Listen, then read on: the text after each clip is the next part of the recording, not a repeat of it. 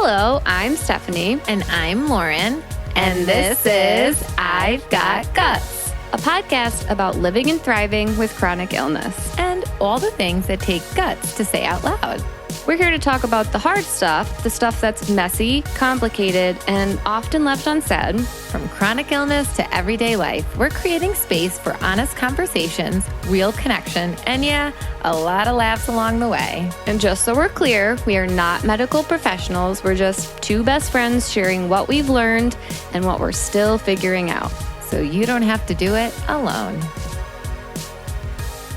Hello, everyone.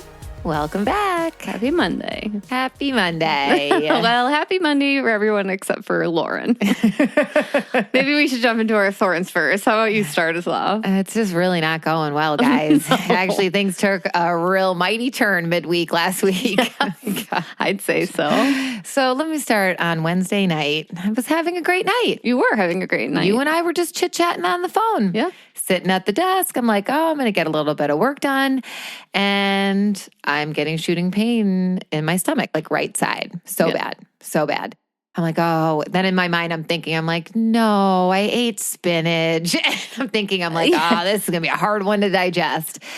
And then the pain's getting worse. And like, you know, when pain is so intense that it takes your breath away and you start to see like stars and I'm like, oh my gosh, something's not right.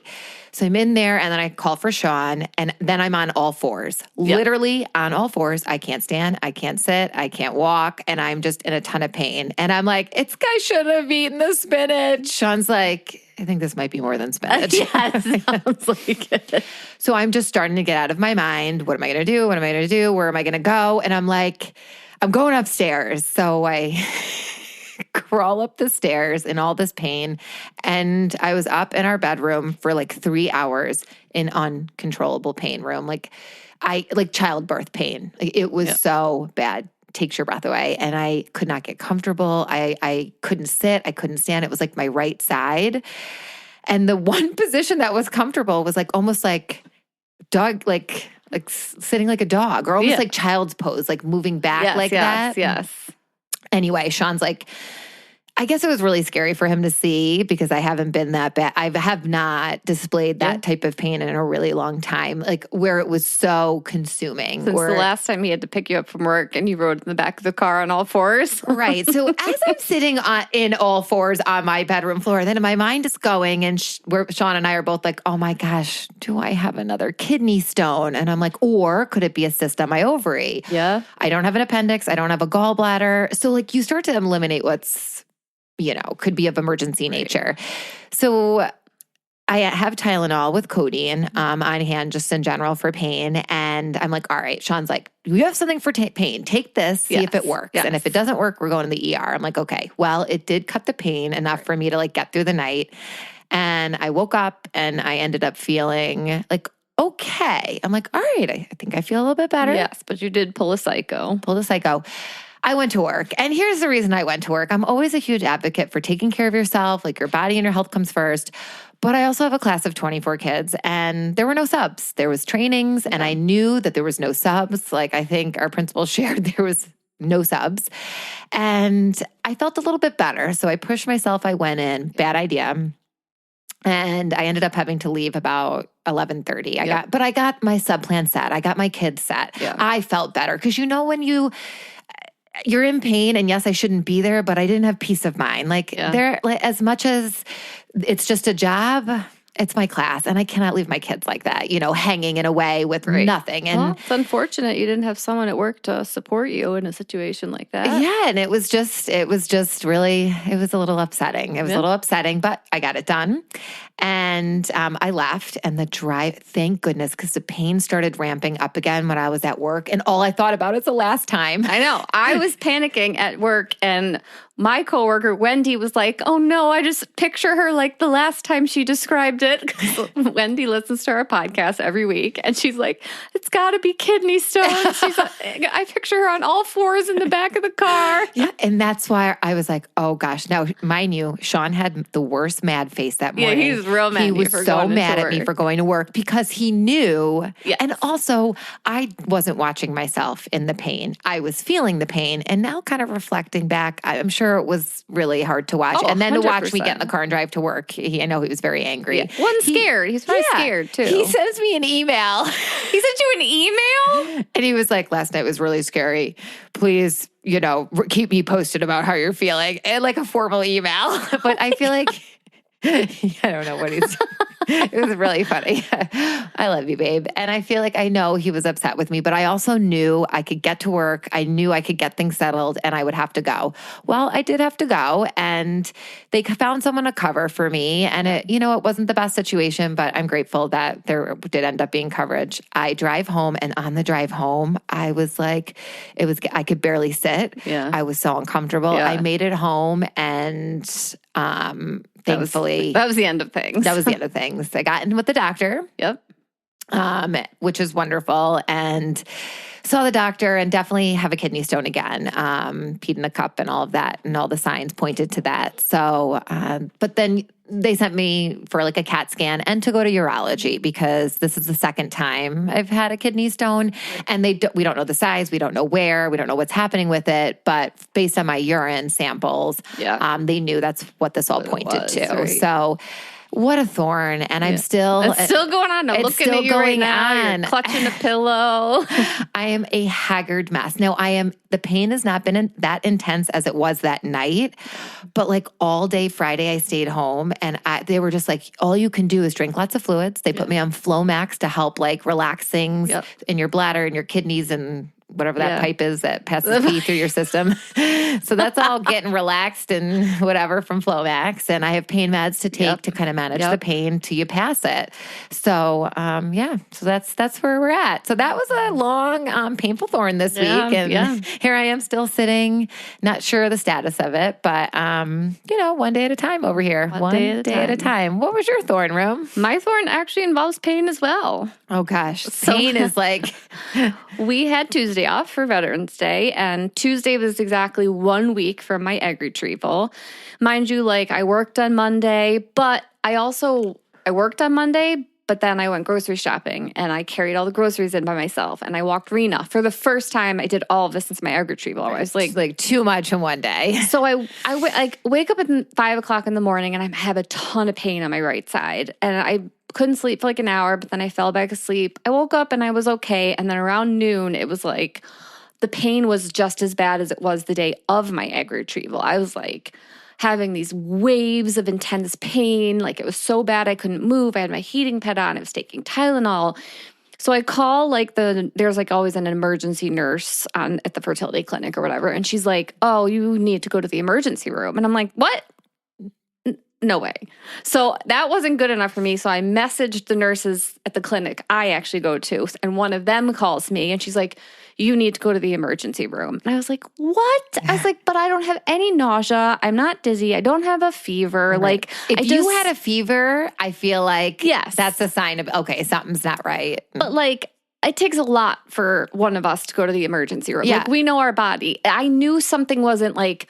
And I even called my OBGYN's office and they were like, "I think you should push the fertility clinic to get you in for an ultrasound just to make sure your ovaries didn't twist or like there's crazy, not a bunch of fluid." They're like, they couldn't believe that they were pushing for me to go to the emergency room. They could have just brought me in. And I even said to them when they called me, I'm like, "Can I just come in for like a ultrasound?" And they're like, "Well, yeah, but if we saw something, we couldn't do anything about it." I wanted to be like, yeah, if you saw something, I'd go to the ER and be like, "My ovary's twisted." I mean, so I'm still a little confused as to why we couldn't have just taken the easy path there, but I ended up powering through because it was like 3 o'clock. I'm like, I'm not going to the emergency room right now. Not missing another day of work tomorrow. No. So I powered through. I kept taking Tylenol. I kept with my heating pad. The pain was pretty bad through the whole night. I woke up the next morning and I was okay. So it was just like definitely, I overexerted myself. Right. Monday night. I shouldn't have done that much. Right. But it shows like your body is always sending you signs and signals, right? Yes. And you were listening to them. And like, yes, of course, I feel like your clinic was probably like, go to the ER because they just want to cover all their bases. Yes. But like, your body, Exactly. It's the exact same thing I did. I should have probably went to the ER. But it takes that night. It takes, if the Tylenol with codeine didn't work, and I would have had to, but it worked. So that gave me hope that like, okay, I can manage this at home. And we know the deal when you go to the ER. It is just... You're sitting in a waiting room for 7 hours. Gosh. And it's just a mess. And then you were thinking about your mom. Then you can get there and then they take forever to bring you your meds or whatever. I had meds at home and if it was going to help, why was right? And you were able to kind of, but you knew. But if you woke up that next morning still not right, I would have gone. You would have gone. If the pain had gotten worse or if I developed a fever, nausea, or was throwing up, I would have gone. But I never developed any of those things, and it just wasn't worth it to me. Yeah, yes. My ovaries have since calmed down, in case anyone's wondering. Yay. I think they're back to their normal size. Yes, even you just look overall like you look like back to normal room. I feel like a human again. Okay, yay. Now we just need you to feel like a human it's like, again. Come on, can we just both feel nice at the same time? Right? Come on. Your body was jealous. It was like, wait, what are we going to do? It can hurt down there. We just want to copy her. We're done. Note to self, we're done copying. Yeah, stop it, please. Let's copy feeling good. Exactly. Oh, Roses. Okay, so my rose is kind of just in the whole couple of days of dealing with pain and not feeling well. When I was leaving the doctor's office on Thursday, first of all, they were so wonderful. And she was like, all right, I do. And I didn't see Dr. Wise. I saw one of the newer nurse practitioners, but it's like who they have the emergency appointments. And she actually ended up consulting Dr. Wise like while I was there. She's like, let me just go run this all by. Because I knew she was like, I was literally in the room. Oh my gosh, Rim, you would have died. I was in so much pain. And then I started sweating after she like examined me and like pushed right where my kidney is. I'm like stripping. I'm like my sweatshirt off, my jacket off. I have my pants rolled up. I'm like pacing the room. I looked like an insane woman. I was out of my mind. Pain does that to you. So they did end up giving me Toradol, a shot of Toradol, which definitely that. And then Sean was in the parking lot. I called him. I'm like, babe, they said, bring me more Tylenol with codeine. I'm going to take it now. So like, then I hear a little knock on the door and there's Sean. He was like, I'm here with your pills. Oh my God. Oh my God. He's like looking at me. He's like, concierge. He's like, are you derobing in here? Like, what? I was out of my mind. But anyway, she sent me for a CAT scan to like see where the kidney stone is, what's going on, and make sure nothing else is happening. I couldn't believe how fast it got you. No, originally it was November 25th. Thanks a lot. And then urology was going to be December 2nd. Okay. Yeah. So here's my mindset stuff in motion. As we're checking out, Sean's getting really agitated. The woman's on the phone calling the CAT scan. It's stat, so they want it soon. And I'm just standing there in pain. She's like, do you want to sit down? I'm like, actually can't really sit down. I'd love to go on all fours, but that would be super weird. So I'm not going to do that. I'm just going to stand here hunched over, looking at you as you call. And she tells me that, and Sean starts to get all annoyed. And I'm like, babe, it's fine. Let's just go. Let's go. And I'm telling you in my mind, I'm like, nope, there's going to be an opening. Everything's going to work out. I'm going to get in sooner. I'm going to get an answer. And I start just in my mind, as I'm in pain, leaving the doctor's office with angry Sean. And as we're walking out, there was this really sweet woman who was behind us. And then I'm like, oh, you can pass me. I'm moving too slow. And she's like, oh, sweetheart, are you all right? I'm like, kidney stone. She's like, I've had like a bunch. Is she not rubbing my back? Oh my God. Does Sean not go get the car? She opens the doors for me. I'm like, oh, no, you go. She's like, I'll wait with you. Oh my God, she's that's so nice. I'll pray for you. I'm like, thank you. Like the sweetest woman. And I'm telling you, like, even though I'm in pain, even though Sean went to angry Sean being like, they need to get her in sooner. Like, what's going on? In my mind, I just knew it was going to work out because I decided it was. I'm in this much pain. I need answers. It is going to work out. So went home Friday morning. I get a call. There's an opening on Saturday for a CAT scan. Perfect. I went yesterday. And then urology called me. I'm like, we can see you in the Canandaigua office on Tuesday at 2:00. Perfect. I'm like, and then I text Sean and I go, and see? everything is always working out for me. Yep. He's like, it sure is. So it just shows like the energy you respond with and bring to. I just know better now. Like I could have gotten really frustrated and angry and yelled at the girl and complained the whole ride home. But instead I met a nice lady who's praying for me and chanted some affirmations in my mind about how it's all going to work out. There you go. So there's my rose this week. That is a wonderful rose. What was your rose? So Anthony's cousin opened a restaurant in Brockport. Yes, I never asked you about it. How did it go? You went yesterday, right? Yes, it's called Slim and Sweets Eatery, and it's right on Main Street in Brockport. And it's like just a little like, I don't know how to describe the food, but like hot subs, cold subs, pasta, rice dishes, burgers, wings, pizza kind of a place or whatever. I got fried rice with chicken and teriyaki sauce. I think it might be the best fried rice I've ever had in my life. And you know how I feel about fried rice. You love fried rice. It's like my favorite thing in the world. Oh my God, now you're saying fried rice. I feel like I want it. Oh, it was so good. And Anthony got like this candied bacon burger. Oh my God, I took a bite of it. It was delicious. And we got sweet potato fries. So good. And it was so nice to see him in his environment and just thriving and doing what he loves. And like this is his restaurant. And so we felt really happy to be able to go and support him. And if anyone is in the Brockport area, I would highly suggest getting food from there because it is delicious. That sounds amazing. Now, is any gluten-free? No gluten-free. I wonder if maybe he'd be open to it. We could talk to him. I mean, you got to think Brockport is a college town, so like that is such perfect food for. Imagine if we were in college and there was a fried rice joint, I'd be like, oh my God, always hitting them. Oh my gosh, if I ever lost you, I'd know where to find you. Exactly.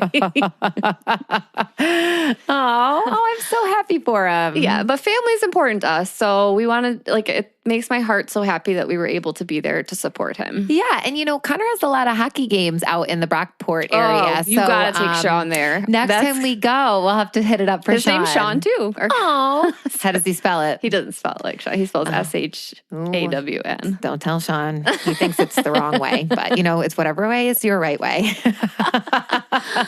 Oh my gosh. Oh. Yes. Well, great, And Rose. then we went to TJ Maxx, and you know what? I found a really cute new Bills hoodie. Okay, is this what you're rocking right now? I was going to say, this looks like the one you wore last week. No, I'm saving the new one because when they win, I could wear a fresh new Bills shirt to work. Ooh, that'll be good. Well, hopefully when everybody's listening to this, we'll know if they won or not. But right now, I'm glad to be out of my house because it was getting a little tense there during the Bills game today as we record. Anthony did not get a new Bills shirt, but wait until you see his cat Christmas sweater that he got. Okay, was it hanging over on the chair downstairs? It did draw my eye. It did draw my attention. You should see the picture of him in the waiting room. He has like the cheesiest smile on. Like, look at this cat sweater I found. He's going to show it to you, right? Okay, he is. Okay, wow. It is.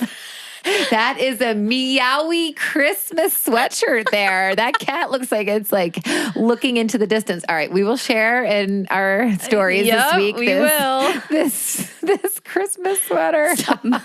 You know what? I just enjoy that I have a husband who takes Christmas as seriously as I do. I love it. And I do want to just say, nice compliment. Your tree looks like it finally has what it needs on it. I see some garland on it. Yeah, I couldn't. It was there we go. me. I love that we've come to an agreement in this household and we're all embracing the Christmassy cheer. That's right. Oh, I love it. All right. Well, let's get into things today. All right. Before we get into it, let's talk about our sponsor. Yes. So much feedback. Everybody is like so excited about our sponsor. Okay. Well, Rome, you know how I get when I find something I'm completely obsessed with. Yes. This is I found the best thing on the internet voice right now. I know it well. Yes, because it is the best thing.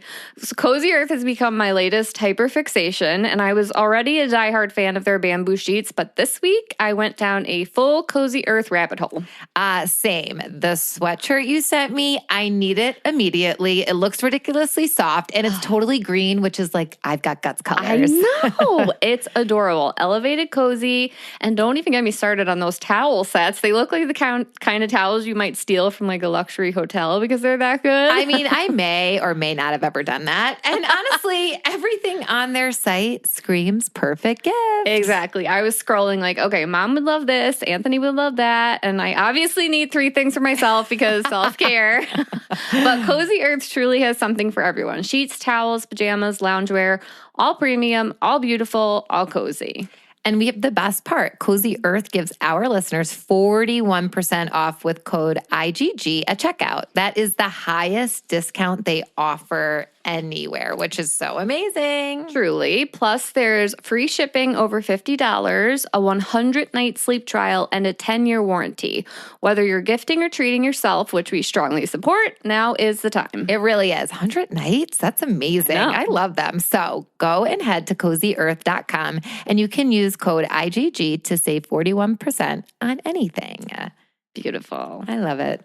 All right. So today we want to talk about supporting a friend, a loved one, or a spouse with chronic illness. This is an important subject. It really is. And it's honestly, I'm in the thick of it right now. You are in the having thick of it right a little now. bit of a flare, and I'm in the thick of it. You are, yeah. So we want to talk about several different aspects of this. So I think the first thing we should talk about is how friendships kind of change with chronic illness. And I don't think this gets covered nearly enough because when chronic illness enters the picture, friendships do change. There is a clear before and a clear after.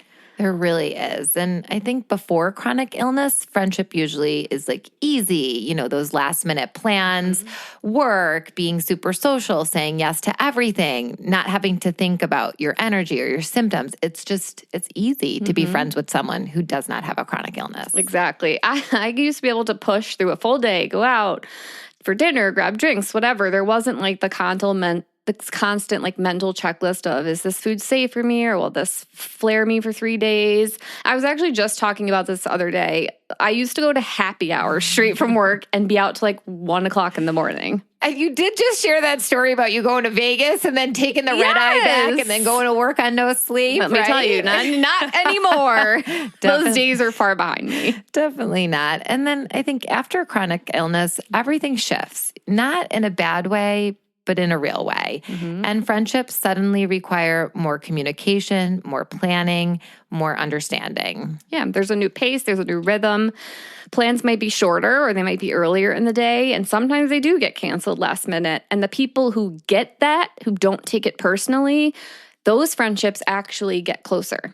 They really do. And after illness, the friendships that stick become more intentional. You learn who can adapt, who checks in, who's willing to meet you where you're at instead of where they wish you were. Oh, I love that sentence right there. Me too. I'm going to say that. I'm going to say that again. Who's willing to meet you where you're at instead of where they wish you were.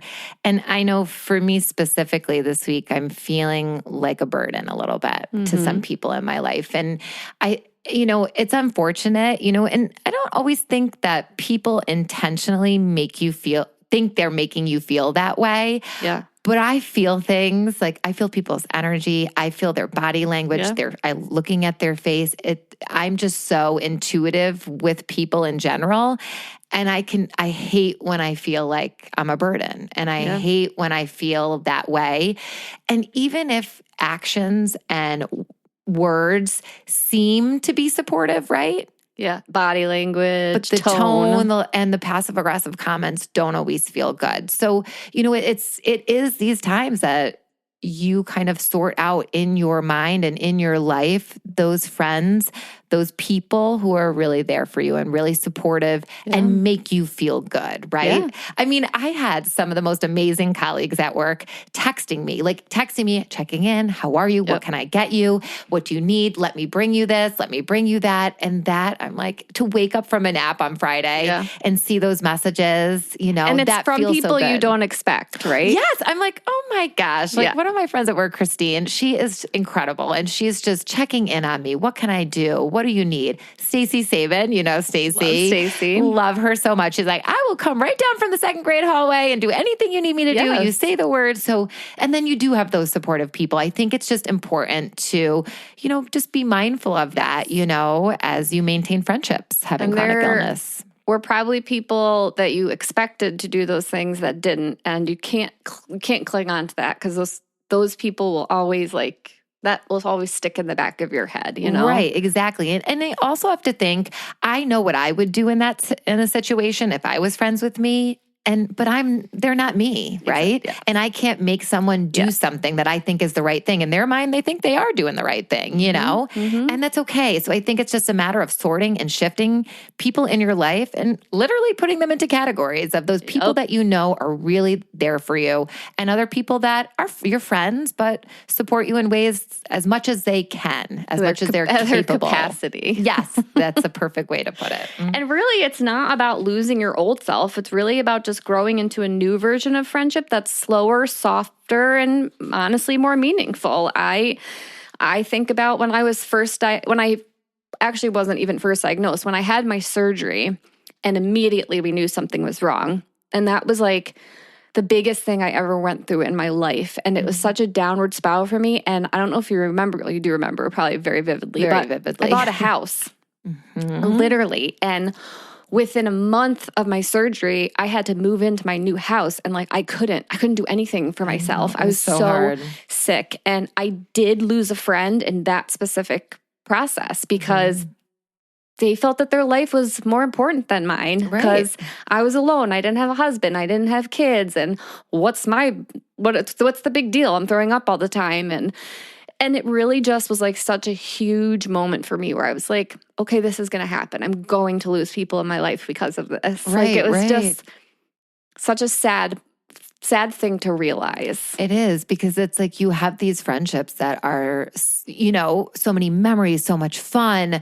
And then when life gets hard, it's hard to lose that. It's like you're grieving the loss of what was or who you thought that person was to you. Yeah. And it goes back to, we can't always control what other people are going to do, but we can control how we respond. Yes. And how you responded was, I don't have room for this in my life. Right. Yeah. And you had to put yourself first, and you had to make sure you were surrounding yourself with people who were supporting you at that time, you know? Yeah. And it surprised me. The people who supported me surprised me, and the people who didn't surprised me. So it's kind of an interesting balance, you know, like to see who comes through and who doesn't. You know what I mean? Right. It really tests people's character, and it really shows how people are, you know? Very true. It's so true. True colors. True colors.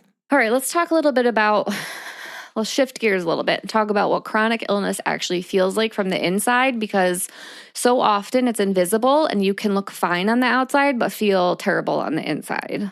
Yes. And that invisibility is tricky. People might see you doing something and think, oh, she's fine. Like today, I went to a hockey game. You did, yeah. I drove out to Canada. Well, I didn't drive. Sean drove. I did all of that. I bet you people around me would have no idea that I'm in the workings of passing a kidney stone, right? Because it is invisible. And people don't know how much energy it actually took to get there today for me, or what I'm paying for right now. Like literally, I was going to come right here. I'm so glad I didn't. I had to go home, take a nausea pill, lay down. I had to come pick you up. Yes. And I needed a ride. And I'm so grateful that I could do that. But okay. And this is something kind of funny. My brother was calling and checking in on me and whatever else. And I said to him, I'm like, oh, I can't answer right now. This was the other day. And then yesterday I'm like texting him, and he's like, how are you? I'm like, oh, I'm fine. Okay. And about when you guys are coming to visit, what do you think about this weekend? His text was so funny. He's like, okay, invisible illness much? Like, you're just like, okay, yeah, I'm fine. Now back to our plans. Yes, it's true. But it's true. It's like, he knows it. He gets it. Yeah. You know? I'm glad he said that. It was so funny though. He's like, invisible illness much? He called you out in your bullshit just a little bit. Right, because I'm just like, I'm fine. Okay, let's plan you guys are coming for the holidays. Yeah. I'm really excited about it. Let's plan it out. Yeah. And sometimes living with chronic illness comes with constant guilt. Like, I should be able to do this, or I'm letting people down because I can't. And it is exhausting emotionally on top of physically. My gosh, it really is. And symptoms aren't consistent either. There are good days and bad days, sometimes back to back. And, one day you feel almost normal. The next, even standing up feels impossible. And that unpredictability makes planning anything work, social life, even meals so complicated. I mean, look, I was having a great week. Wednesday you were chipper as I don't know what. An instant, it all shifted for me. I've been a haggard mess since Wednesday. It's Sunday.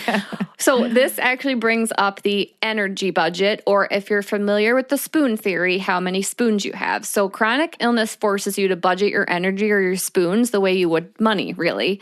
You can only spend so much in a day, and every activity has a cost, and something small that seems harmless can wipe you out for hours or even days. Like when I was in all that pain on Tuesday, getting up and walking to the bathroom to pee, you would have thought I just ran 5 miles. Yes. It's ridiculous. It's so much. And it's so crazy. And then on top of that, there's that decision fatigue, every choice. What are you going to eat? Should I go out? What medication am I taking? It requires mental energy. And pair that with medical burnout, and even the simplest task can feel overwhelming. Yep. Like I literally was so fatigued that night of in pain, trying to decide what meds to take. Then should I go to the ER? Who should I call? So honestly, the easiest path for me that next morning was just I felt good enough, get myself to work. I couldn't make the decision about not being there, because if I did, it would have been the decision to write subplans. Then the decision of, do I have everything? It was just too many decisions. And the easiest decision for me was to go to work. And I get on the outside, people are like, why are you here? What are you doing? And people don't understand. No. Do you know how many decisions I just was trying to process since 8:30 when that hit the night before? This decision seems crazy in your eye because I look haggard and terrible and I probably shouldn't be there. But in my heart and mind, I knew that was the decision I had to make. And I think that's another thing, that we know our bodies, right? Yeah, trust us. Trust us. And I knew, even though Sean, sometimes I say trust me and then I do something and it doesn't work out well, but 95% of the time, Sean's only right 5%. I'm right 95% of the time. 95% of the time, I'm usually right with how my body's feeling and what I can do. There are some times where I overshoot, but what are you going to do? Exactly. Right? I think the takeaway here is chronic illness isn't just the symptoms you see. It's the invisible toll on energy, emotional, mental bandwidth, and understanding that is key for friends, family, and partners trying to support someone who's living with it. Yeah. So let's talk about what it looks like from the outside, friends, family, their perspective. Yep. And, we talked about what chronic illness is from the inside, those invisible symptoms, the energy budgeting, the guilt, and the mental load. But here's the thing, it also looks very different from the outside. And that's really important to understand too. Yeah, exactly. People who aren't living with a chronic illness often feel confused. They see you doing one thing and think, oh, like you said, she's fine. And then the next day you can't do that same thing at all. And they don't always understand what you can and can't do. And I can see where that can get really confusing. And frustrating. And that confusion can lead to fear of saying the wrong thing or accidentally making the person feel guilty or pressured. Friends and family often want to help, but just don't know how. And I know, I probably, from the outside, must be really confusing to many people. I think Me too. You and Sean are really the only people. Well, I should say my mother too. My mom knows me, and and I feel like you guys get it. You get it, and not everybody does. No, it's honestly very special, the friendship that we have. There's not many friends that get it to the depths that we do for each other. Yeah, 100%. And I know, for friends and family who are outside of that circle, it can make them feel helpless. Mm-hmm. And I'm sure sometimes Sean and Anthony feel helpless too. Watching someone you care about suffer and not being able to fix it is really hard. And sometimes when you have to cancel plans or need space, they might think you're ignoring them, even though it really has nothing to do with them. Right. Exactly. This is why I think it's so important to normalize both sides, the person with the illness and the people who love them. It's hard for everyone, just in different ways. Yep. And understanding this outside perspective can actually make friendships and relationships stronger. So once both sides see the challenges the other is facing, communication and support gets a lot easier. Right, which leads perfectly into our next point, the biggest mistakes people make without realizing it when trying to support someone with a chronic illness. I'm excited for this. So now that we've talked about how chronic illness looks from the inside and the outside, let's dive into something a little tricky. The biggest mistakes people make when trying to support someone living with a chronic condition. And I say mistakes lightly because most of these come from a place of love or curiosity, but they can still hurt. Yeah, and a lot of people just don't realize the impact of what they're saying or doing. One classic example, just try like, what's that one diet? The Mediterranean diet or the FODMAP thing? FODMAPs. Yeah, just try that FODMAP diet. It feels helpful on the surface, but it can add pressure or guilt, especially if the person already has a complicated relationship with food. Yeah. I mean, not me or you or anything. No, right, exactly. No complication over here. Or comments like, but you don't look sick. That one really stings. I'm sure you felt that over the past couple days. Yeah. And chronic illness isn't always visible, and saying that makes someone feel really invalidated. Yeah, it does. Like even today, like being at the hockey rink, I'm holding it together. I'm faking it, right? Yeah, fake it till you make it. Yes, and even my own mom, I was like, "Oh, how are you feeling? You look a little bit better." I'm like, "Try my best here. And it's we fake it. So there are times that we look great and we really are dying on the inside, And I think inviting someone to activities they physically can't do is another big one. Yeah. You might mean well, but it sets them up to either disappoint themselves or cancel. And sometimes friends take that personally. So, and I always feel like that. Like it's not like we can't. I don't know. It's not like I'm annoyed or upset by that, but it's a feeling that we feel, right? Yes, when we're asked to do these things that we know we can't. Yeah. Like a big one for me is like I know everybody loves working out, but like sometimes everyone's like, oh, this person we know is teaching a class. Let's all go to the exercise class together. And I'm over here panicking because I'm like, God, if I bend down at the wrong angle, I'm going to throw up on someone. And then, oh, I can't. I want to be part of this, but I physically can't do it. Like, we go through that anguish. Yes, I know. And it's like, but what I think you do really well is you are so grounded in I don't like working out. That's it. I know I'm all set, Yeah. So you may have that inner like. But part of it is I don't like working out, but the other part is that fear of like, am I going to jump up and down and bend over and then throw up all over everyone, and it's going to be all over Reddit and Facebook and TikTok. Right, the girl who threw up in a freaking Pilates class. Like, you know what I mean? Yeah, it's that unknown, and that fear can paralyze you from wanting to do anything like that, Exactly. Yeah.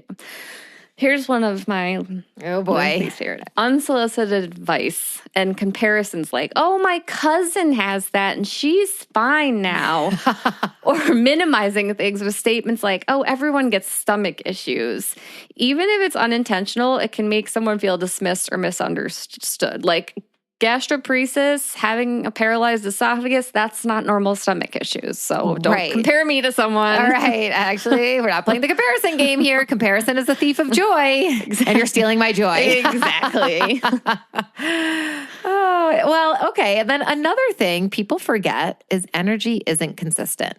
Expecting someone to always show up or be on the same schedule every day can be really tough. And chronic illness comes in waves. And there's good days and they don't always look the same. I mean, look at me. This is a prime example. Or people are like, you were just great. What changed, right? But this is chronic disease and illness. Yes. Like my body is not functioning like a normal human. So even me, and I was just thinking about that today. I'm curious to know if my kidney stone passed or not. But is it all irritated in there? And is my body just really struggling, right? Mm-hmm. Is that why my energy isn't back? Like a normal human who maybe doesn't have all the same chronic diseases that I do and autoimmune stuff, after they pass a stone, are they, boom, feeling great right away? Like, or is my body just so haggard right now, it's struggling to get back to baseline, Yeah, and like I forgot to put this one in our notes, but this is a big one that I think of. And I think a lot of people in our lives get a little bit frustrated because they almost think like, okay, but when is this going to end? Like, is this ever going to come to an end? Right. No, because it's a chronic illness. Right. That's the first thing. And the second piece is something normal. I think about my egg retrieval. It took me probably double the time to recover than it would a normal person. And that can be frustrating for a lot of people. I remember very specifically when I had C. diff. Yes. And I hit this point, and my dad didn't mean this in a bad way, but after a week had passed and I'd already come home from the hospital and I was on the medicine, I remember I was sitting at the top of my stairs, and on the inside, I genuinely felt like I was going to explode. I was still feeling awful. And he goes, I don't understand. Shouldn't this be better by now? The doctor said it would be better by now. And I was like, after he left, I cried for like 3 hours because I was like, that. it should be better right now, but I'm not normal. Right. And anybody who loves us has to live with that. You have to live with the fact that it takes us double the time to heal and get better. Anthony had to take over heavy lifting for like 2-3 weeks with my egg retrieval. I couldn't even walk Rena because my body just couldn't handle it yet. Right. And I think, and that's the thing. It's that understanding, like seek to understand, right? Yes. And be that understanding person for someone who has chronic illness in your life, because we're not normal. We're not going to follow the norm here. And it's really, really glaring. And I remember that. And I feel like your dad didn't mean ill will by that. No, he not at genuinely all. was like, shouldn't this be done? Like he's looking at his daughter who's literally withering away and he's feeling frustrated. But at the same point, when you have that deeper understanding and when you really, know that, I feel like you come from a different place. Yeah. So I think the takeaway here is that most mistakes come from a desire to help or relate, but they can add guilt, shame, or stress instead. And the best support comes from listening, validating, and asking before acting. Yes, which leads nicely into the next part of our episode. What does helpful support look like, both for friends and for partners? All right, so we've covered some common mistakes. Let's flip it around and talk about what actually helps, what support looks like when it works. The first thing is asking before acting. That's my favorite one. A simple question. Do you want support or solutions? Sometimes people just need someone to listen, not fix things, right? Like I want to just be able to vent about what's going on. I'm not looking for a solution or what you think I should have done. Should I have gone to work? Should I not go to work? Should I go to work tomorrow? Yeah. I'm not looking for an opinion. Nope. I just need you to be like, this was a frustrating thing for me. I need you to just hear me out. Yes. And I think check-ins are also really powerful, even if it's just a quick text. Thinking of you, no need to reply. It shows that you care without putting pressure on them to respond. I do have to say this is the biggest one that disappoints me because people, I'm not going to name names, but there are some people who shock me with they know I'm going through this massive thing in my life, even if they're annoyed, like, oh, here we go, Steph's going through a thing again. They don't ever check in. There's no how are you? Are you okay? Yes. And it's the people that I want to ask me that stick in my head where I'm like, I can't believe they didn't even ask me how I was. Am I that annoying? Am I that much of a burden? Yes. Yeah. But then the people who do check in on me are so like oh my God, my coworkers, the women that I work with in my class, oh my gosh, my vice principal. I had so many people that were it was so surprising. Some of our listeners checked in on me more than some of my own immediate family members did. And it stings. It stings. It stings so much. And you know what? As you're saying that, remember after my myatomy surgery. Oh, yes. I know that story you're about to tell. And it's these moments that stick with you and they just like crush you. I remember there was a friend in my life at the time who that friendship has since kind of passed. Yep. And they say people come into your life for a reason, a season, or a lifetime. This was definitely just a season.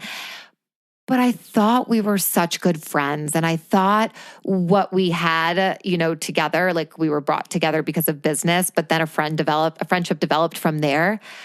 I couldn't get over. I never heard from her again. Yeah.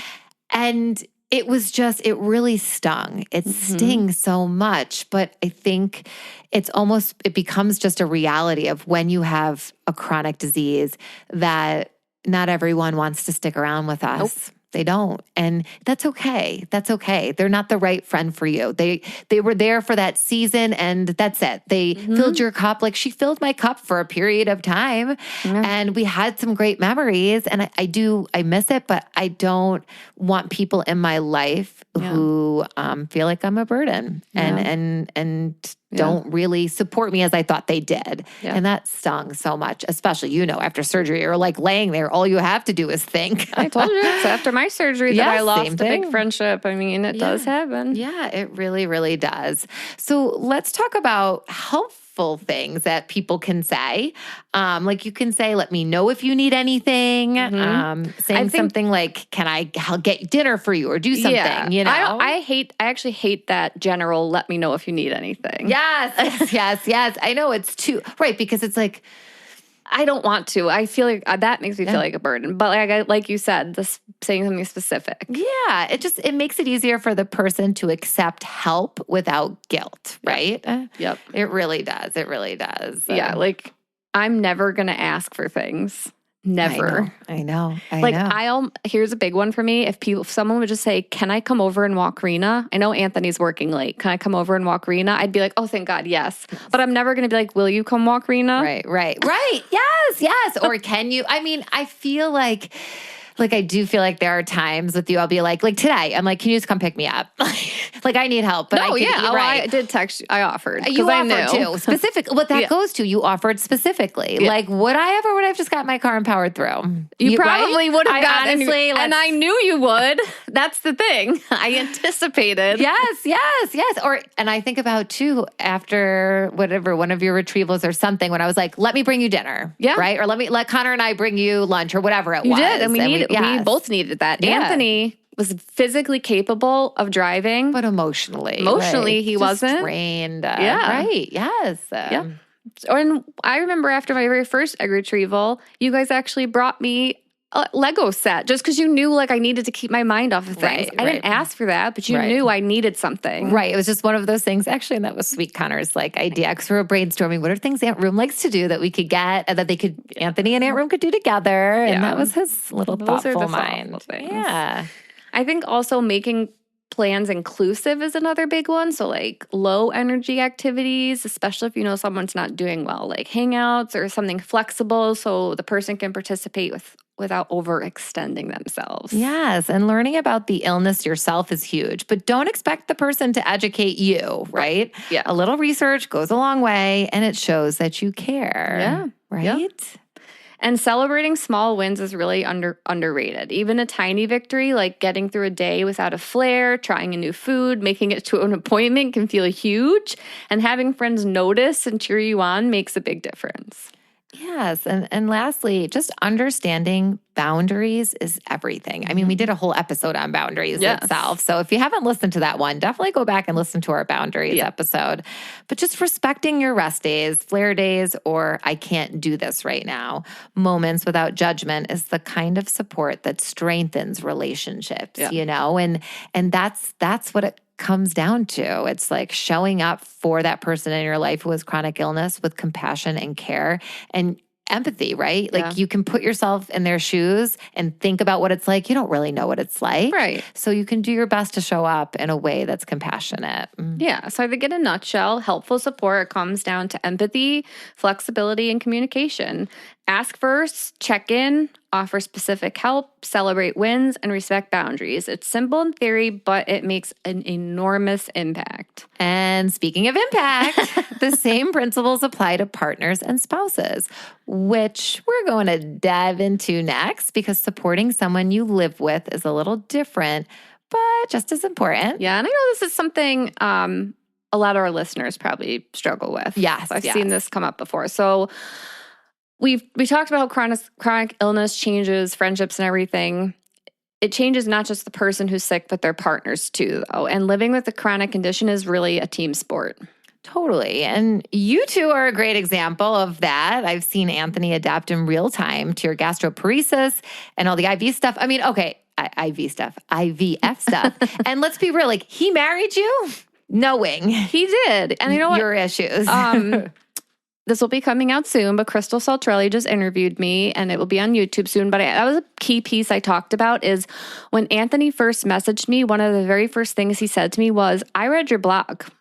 And I think it's so amazing how you're, a special education teacher and you're thriving with this chronic illness. I remember I immediately called you and I was like, oh my God. I was like, oh shit, we got to get a date with this guy. I was like, holy shit. I was like, this is what the heck? Yes. Understanding. Yes. But the IVF stuff and all of it really has been a learning curve for both of us. At first, Anthony did want to fix everything. I'll just solve this problem for you. But the reality is there is no quick fix for flare days, digestive issues, or even recovery from IVF procedures because my recovery, like I said, looks a lot different than someone without chronic illness. Yes, absolutely. And it's interesting because when Sean and I met, I wasn't really sick yet. Chronic illness wasn't part of our life. And over the past 20 years, he had to adapt to things I never expected. The flare days, the diet restrictions, emotional ups and downs, hospital stays and trips. And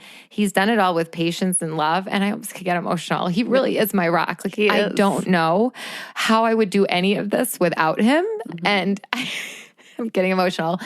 But this is really funny. So I'm going to tell a quick funny story and I'll dry up my tears. So, Sean goes into we've like 20 years, right? Yeah. We've been doing this and we've been through so many different things together health-wise. So we're going to the doctor, right? And he's like I can't sit in the front seat. I'm in the back seat. On the way to the doctor on all fours. And he's like, all right, what are we going to listen to? Like, he just knows. So he puts on music and whatever music, he's like doing some weird head move. And he's like, I'm like, stop making me laugh. And he's like, he's just like cracking me up. I'm like, cut it out. But he just makes it light in the moment. Like, I can't have him sitting there worrying with me, any of that. I was just dying. And he's like, and then he said something and he's like, this isn't our first rodeo. He's like, all right, I'm ready. Let's buckle in. What do we got to do? Doctor, we got to get you, we're going to need blood work after this. I'm going to get you home. We got to get pain meds in you. Like, he's just like ready to start checking the boxes. Like, he comes into like Sean Warrior mode or something. But it really is so important having him in my life. And I couldn't imagine doing this, without him. I agree. And he really Anthony signed up with you knowing.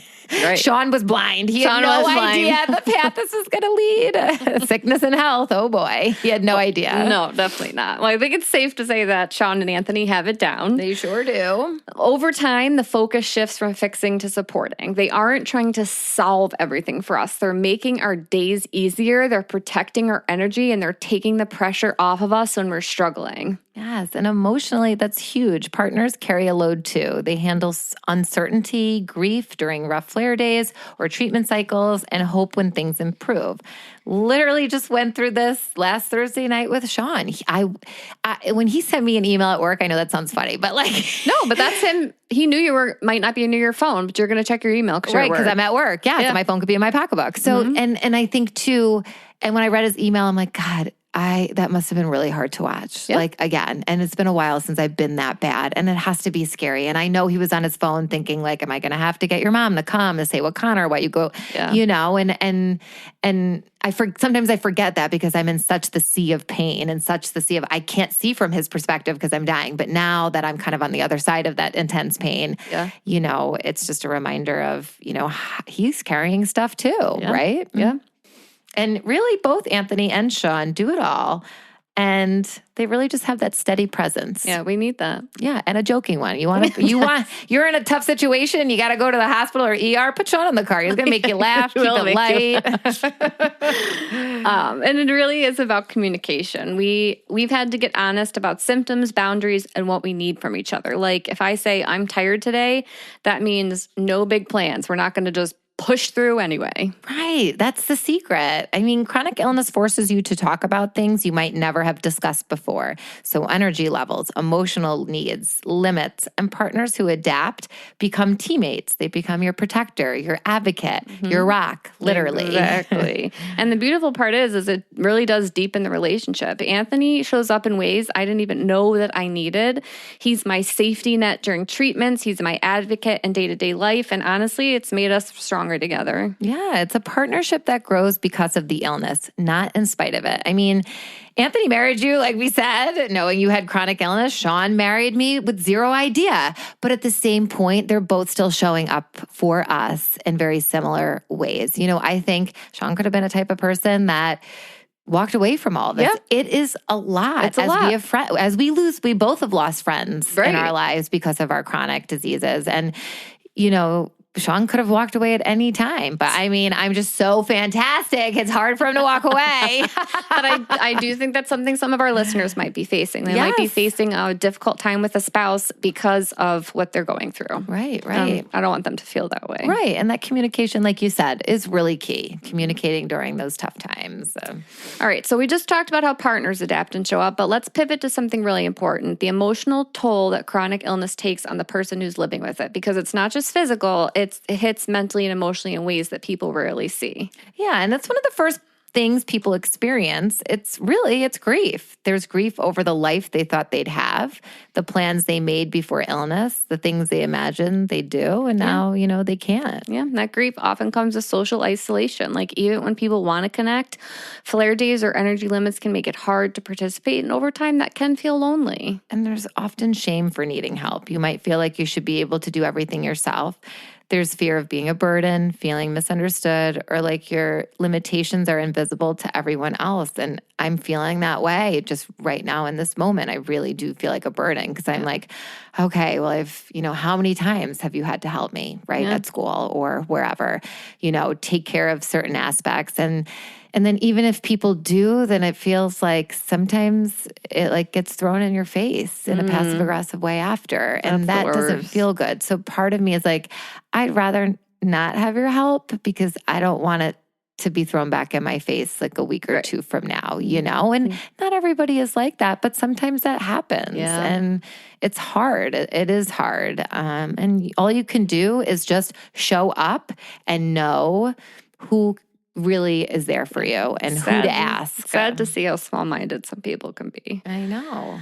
And chronic illness also steals spontaneity. Plans have to be calculated, energy has to be rationed, and you're juggling appointments, meds, flares, and social life all at once. It's exhausting, physically and mentally. So the purpose here is simple, to validate that experience. If you're living with a chronic illness, these feelings are real and completely understandable. All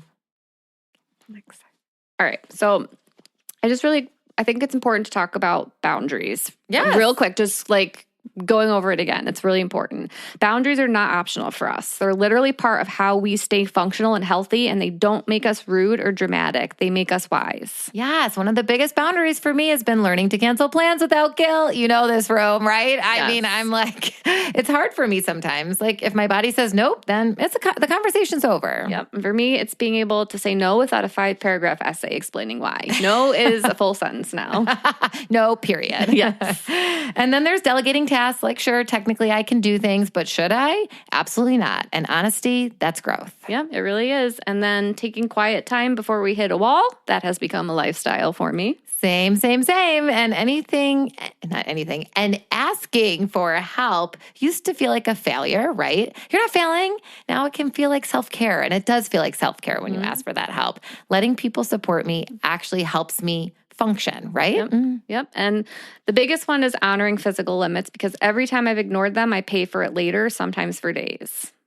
Pushing through is not the flex we used to think it was. Oh, I'm pushed through that, or I got all this done in a day, and now I want to die. No, you're not getting an award, Lauren. You're not getting an award. You don't need to do that. These boundaries aren't about being difficult. They're about empowerment. They're how we protect our health and still show up for life in a sustainable way. And honestly, that flows right into something so many people ask us about, Rome, doesn't it?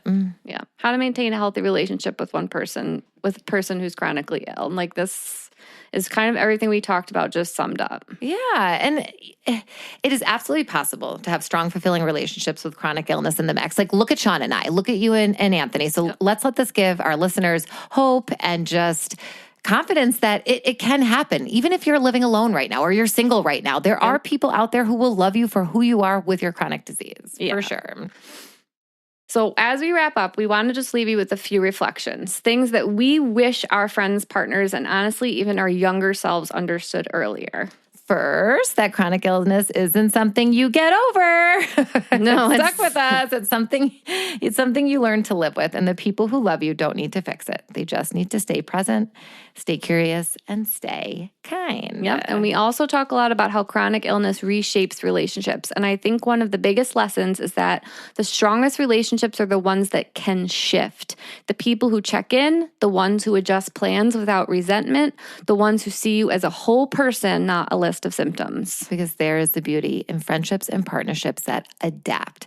Chronic illness weeds out the performative stuff, does it not? Right? Yes, it does. When you're left with what you're left with after that are the people who choose you consistently, compassionately, and without any conditions. And maybe the most important reminder of all, chronic illness doesn't diminish someone's worth, not their value, not their joy, not their contributions, not their identity. You are not less because your body asks more of you. You are still deserving of love, of respect, of rest, and community. So if you're listening and you're navigating chronic illness or loving someone who is, just know you're not alone and your story still holds so much beauty. Sure does. So I'm going to just come in hot with a quote today, ending things up. This is by Emily McDowell. And this quote comes from her chronic illness empathy cards. And it says, "You are not a burden. You are human." I'm going to say that again. You are not a burden. You are human. I hope you're hearing that right now. Honestly, I said that twice for myself. It feels good. And she's right. She's right. You know what? I have a quote today too. Ooh. And it's from Maya Angelou. And it says, "The friends who stick with you in the storm are the ones worth keeping." Room, and here you and I are. All these 55 million storms later. Still going strong. Still going strong. All right. So this was an important one for us today. So yeah, it really was. And I honestly, I feel a lot of peace within me amongst the kidney stone and pain and all the fear I'm feeling about the unknown of what's happening in my body. I really do feel peace. It felt good to bring light to this whole situation. And thank you to the people in my life who are always there for me and who support me no matter what I'm going through. And a big middle finger to the people who don't.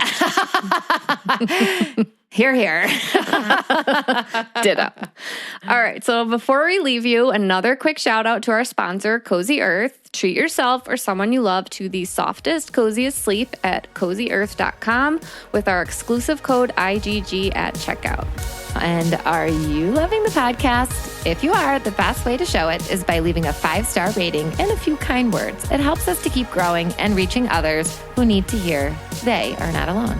And be sure to join our email list. The link to sign up is in the show notes or in our bio on any of our social media platforms. Being a part of our email list is the best way to stay up to date on new episodes, special guests, recipes, book recs, and so much more. You can also connect with us anytime on Instagram, YouTube, TikTok, or Facebook. Just search I've Got Guts Podcast or email us directly at I'veGotGutsPodcast@gmail.com. Thank you so much for being here and for being part of this community. We're so grateful for you. Keep going. Keep growing. And always remember, you've got guts.